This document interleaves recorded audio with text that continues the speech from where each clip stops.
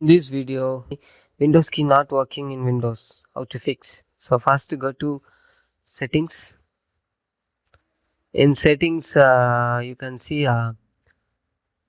left side accessibility is there. Click accessibility and scroll down and go to keyboard. Yes, click it and check whether the filter key is in off condition or not. If it's in on condition, we need to off it.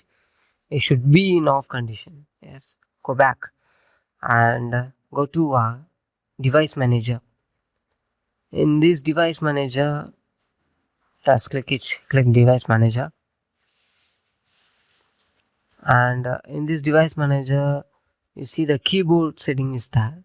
Yes, this one. Yes, click it and update the driver. You can update by search automatically from drivers or browse my computer for drivers. You can click both. It depends on your choice. However, the driver need to be an update driver. That's okay. The best driver for your devices are already installed. Okay, then go back and after next go to task manager. In toolbar right click and go to task manager. In this task manager, Windows Explorer is there.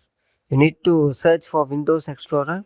If it's there, means you need to restart it. If it's there, you need to restart it.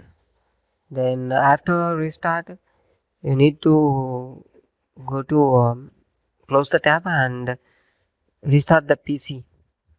Yes, once you restart completed, then again open the PC and check if it's working fine.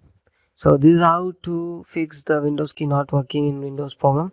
So thanks for watching. For more videos, stay tuned. Thank you.